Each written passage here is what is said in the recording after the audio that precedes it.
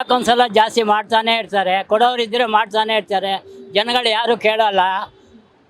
ಕೇಳಿ ಏನಕ್ಕೆ ಈ ಥರ ಮಾಡ್ತೀರಾ ಅಂತ ಕೇಳಿದರೆ ಅವ್ರಿಗೆ ಸ್ವಲ್ಪ ಇದಾಗುತ್ತೆ. ಎಲ್ಲ ಜನಗಳು ಎಷ್ಟು ಮಾಡಿದ್ರು ಸುಮ್ಮನೆ ಇರ್ತಾರೆ. ಜನಗಳು ಒಗ್ಗಟ್ಟಾಗಿ ಕೂಡಿ ಮಾತಾಡಿ ಯಾಕೆ ಈ ಥರ ಮಾಡ್ತೀರಾ, ಜನಗಳಿಗೆ ತೊಂದರೆ ಕೊಡ್ತೀರಾ ಅಂತೇಳಿ ಮಾತಾಡಬೇಕು. ಮತ್ತೆ ರಾಜ್ಯ ಸರ್ಕಾರದಲ್ಲೂ ಅಷ್ಟೇನೆ ಕರೆಂಟ್ ಜಾಸ್ತಿ ಮಾಡಿದೆ. ಹೌದು ಮೇಡಮ್, ರಾಜ್ಯ ಸರ್ಕಾರದಲ್ಲಿ ಕರೆಂಟ್ ಬಿಲ್ ಜಾಸ್ತಿ ಮಾಡವ್ರೆ, ಆಮೇಲೆ ನೀರಿನ ಬಿಲ್ಲನ್ನು ಜಾಸ್ತಿ ಮಾಡವ್ರೆ. ಏನು ಜನಗಳು ಬಡವರು ಬದುಕೋದಕ್ಕೆ ಆಗ್ತಾ ಇಲ್ಲ. ಏನು ಮಾಡೋದು ಅಂತಲೇ ಗೊತ್ತಾಗಲ್ಲ. ಮತ್ತಿನ್ನೊಂದು 3 ದಿನ ಬಿಟ್ಕೊಂಡು ಮತ್ತಿನ್ನೊಂದು 6 ದಿನ ಬಿಟ್ಕೊಂಡು ಪೆಟ್ರೋಲು ಜಾಸ್ತಿ ಮಾಡ್ತಾರೆ, ಡೀಸೆಲ್ ಮಾಡ್ತಾರೆ, ಗ್ಯಾಸ್ ಮಾಡ್ತಾರೆ. ಎಲ್ಲ ಮಾಡಿದರೆ ಇವಾಗ ಟ್ರಾನ್ಸ್ಪೋರ್ಟೇಷನ್ ಬೇರೆ ಕಡೆಯಿಂದ ಬರೋದು ಎಲ್ಲ ಜನಗಳ ಮೇಲೇ ಬೀಳೋದು. ಆದರೆ ಕೇಂದ್ರ ಸರ್ಕಾರ ಏನನ್ನು ಕೊಡೋಲ್ಲ. ಇವರು ನಮ್ಮ ರಾಜ್ಯ ಸರ್ಕಾರ ಅವರು ಸುಮ್ಮನೆ ಇರ್ತಾರೆ, ಇವರು ಸುಮ್ಮನೆ ಇರ್ತಾರೆ. ಅದು ಆಗೋದು ಜನಗಳಿಗೆ ತೊಂದರೆ, ಪ್ರಜೆಗಳಿಗೆ ತೊಂದರೆ ಅನುಭವಿಸ್ಬೇಕು. ಬಡವ್ರಿಗೆ ಭಾಳ ಕಷ್ಟ ಆಗ್ತಾ ಇದೆ ಬದುಕಬೇಕಂದ್ರೆ. ಅದೇ ಸರ್, ಯಾವ ಥರ ನಾವು ಕ್ರಮ ತಗೋಬೇಕು, ಇವರಿಬ್ಬರಿಗೆ ಯಾವ ಥರ ಹೇಳಬೇಕು? ಜನಗಳು ಇವಾಗ ಓಟ್ ಹಾಕೋವಾಗ ನಾವು ನೋಡಿಬಿಟ್ಟು ಯಾರು ನಮಗೆ ಒಳ್ಳೇದು ಮಾಡ್ತಾರೋ ಅವ್ರು ನೋಡಿ ನಾವು ಓಟ್ ಹಾಕಬೇಕು. ಓಟ್ ಹಾಕೋದಕ್ಕೆ ಮುಂಚೆ ಏನೇನು ಆಶ್ವಾಸನ ಕೊಡ್ತಾರೋ ಅದನ್ನು ನಿಭಾಯಿಸ್ಬೇಕು. ಇವರು ಸುಮ್ಮನೆ ಬಂದಿದ್ದು ನಾನು ಹಂಗೆ ಮಾಡ್ತೀನಿ ಹಿಂಗೆ ಮಾಡ್ತೀನಿ ಅಂತ ಜೋರಾಗಿ ಹೇಳ್ತಾರೆ. ಆಮೇಲೆ ಬಂದ ಮೇಲೆ ಸೀಟ್ನಲ್ಲಿ ಕೂತ್ಕೊಂಡ್ಮೇಲೆ ಅವ್ರು ನೋಡ್ಕೊಂಡು ಹೋಗ್ತಾರೆ. ಜನಗಳಿಗೆ ಏನು ಇದು ಮಾಡೋಲ್ಲ. ಸರ್ಕಾರನವರು ಕರೆಕ್ಟಾಗಿ ನಡೆಸ್ತಾ ಇದ್ದಾರಾ? ಏನು ನಡೆಸ್ತಾರೆ ಮೇಡಮ್, ಸರಿಯಾಗಿ ನಡೆಸ್ತಾ ಇದ್ದಾರೆ. ಯಾಕೆ ಸಿ ಎಮ್ಗಳು ಚೇಂಜ್ ಆಗ್ತಾರೆ, ಪಿ ಎಮ್ಗಳು ಚೇಂಜ್ ಆಗ್ತಾರೆ, ರಾಜ್ಯ ಸರ್ಕಾರನೂ ಇದಾಗುತ್ತೆ, ಕೇಂದ್ರ ಸರ್ಕಾರನೂ ಅದೇ ಥರ ಇದೆ. ಯಾರನ್ನೂ ನಂಬೋದಕ್ಕೆ ಆಗ್ತಾ ಇಲ್ಲ ಇವಾಗ.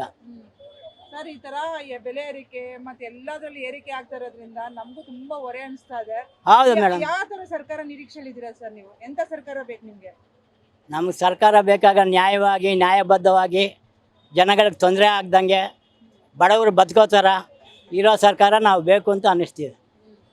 ಸರ್, ಈಗ 29 ರೂಪಾಯಿ ಆದರೂ ಸಿಲಿಂಡರ್ ತಗೋಬೇಕು, 100 ರೂಪಾಯಿ ಆದರೂ ಕೊಡ್ಬೇಕು, 1000 ರೂಪಾಯಿ ಆದರೂ ಕೊಡ್ಬೇಕು ಮೇಡಮ್. ಹೆಂಗೆ ನಾವು ಬದುಕೋದು? ನಾವು ಫುಟ್ಪಾತ್ನಲ್ಲಿ ವ್ಯಾಪಾರ ಮಾಡಿ ಬದುಕೋರು, ನಾವು ಯಾಕೆ ಬದುಕಬೇಕು? ಮತ್ತೆ ಇನ್ನೊಂದು ಏನಂತಂದ್ರೆ ಬುಕ್ ಮಾಡಿದ್ರೆ ಇವಾಗ ಸುಮಾರು ದಿನ 1 ತಿಂಗಳು 1.5 ತಿಂಗಳು ಈ ತರ ತಗೋತಾ ಇದೆ, ಬುಕ್ಕಿಂಗು ತಗೋತಾ ಇಲ್ಲ. ಅದು ಬುಕ್ಕಿಂಗನ್ನು ತಗೊಳ್ತಾ ಇಲ್ಲ ಮೇಡಮ್. ಏನ್ ಹೇಳ್ತೀರಾ? ಹಿಂಗೆ ಜಾಸ್ತಿ ಆಗ್ತಾನೆ ಅಂದ್ರೆ ಏನ್ ಹೇಳ್ತೀರಾ? ಏನು ಹೇಳಿದ ಅವ್ರು ಹೇಳ್ದಂಗೆ ನಾವು ಅನುಭವಿಸ್ಬೇಕು ಮೇಡಮ್. ಇನ್ನೇನು ಮಾಡೋದಕ್ಕಾಗಲ್ಲ, ದಾರಿ ಇಲ್ಲ. ಬೇರೆ ದಾರಿ ಇದ್ದರೆ ಯಾವ ಥರ ದಾರಿ ಇದೆ ಹೇಳಿ? ಅವ್ರು ಹೇಳ್ದಂಗೆ ನಾವು ಕೇಳಬೇಕು. ಜಾಸ್ತಿ ಮಾಡಿದ್ರೆ ಜಾಸ್ತಿ ಕೊಡಬೇಕು, ಕಮ್ಮಿ ಅಂತೂ ಮಾಡಲ್ಲ.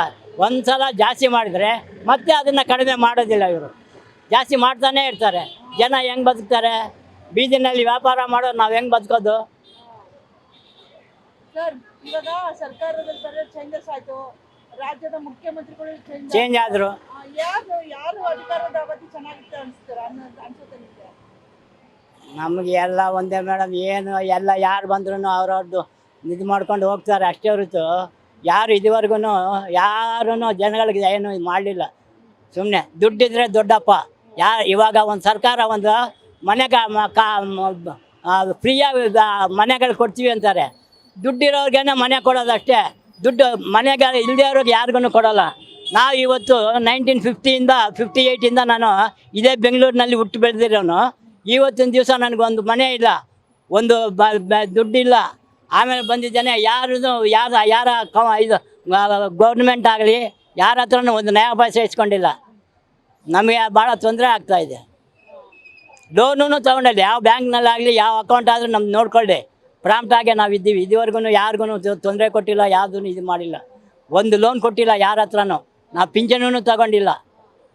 ಸರ್, ಈಗ ಸಿದ್ದರಾಮಯ್ಯ ಅವರು ಸರ್ಕಾರ ಚೆನ್ನಾಗಿ ನಡ್ಸ್ಕೊಂಡೋದ್ರು ಮೇಡಮ್. ಚೆನ್ನಾಗಿ ನಡ್ಸ್ಕೊಂಡೋದ್ರು. ಪಾಪ ಅವ್ರದ್ದೇನು ತಪ್ಪಿಲ್ಲ, ಅವ್ರು ಒಳ್ಳೆಯವರು. ಗ್ಯಾರಂಟಿ ಕೊಟ್ಕೊಂಡೆ ಬಂದ್ರಲ್ಲ ಸರ್? ಕೊಟ್ಟರು ಮೇಡಮ್, ಕೊಟ್ಟರು ಪಾಪ ಅವರು. ಯಾಕೆಂದ್ರೆ ನಾವು ಸುಳ್ಳು ಹೇಳಬಾರ್ದು, ಹೇಳಿದ ಥರ ನಡ್ಸ್ಕೊಂಡವರು. ಈಗಿರೋರು ಏನು ಮಾಡ್ತಾರೆ ಏನೋ ಗೊತ್ತಿಲ್ಲ. ಇವಾಗ ಕೂತ್ಕೊಂಡವ್ರೆ DKC ಅವರು. ಮುಂದಕ್ಕೆ ಏನು ಮಾಡ್ತಾರೆ ಅನ್ನೋ ನೋಡಬೇಕು. ಸರಿಯಾಗಿ ನಡ್ಸ್ಕೊಂಡೋದ್ರೆ ಪರವಾಗಿಲ್ಲ ಮೇಡಮ್. ಸುಮ್ಮನೆ ನಾನು ಹಂಗೆ ಮಾಡ್ತೀನಿ ಹಿಂಗೆ ಮಾಡ್ತೀನಿ ಅಂತ ಹೇಳ್ಬಿಟ್ಟು ಸುಮ್ಮನೆ ಏನು ಮಾಡ್ದಂಗೆ ಸುಮ್ಮನೆ ಇದ್ದೋದ್ರೆ ಇರೋದು 2 ವರ್ಷ.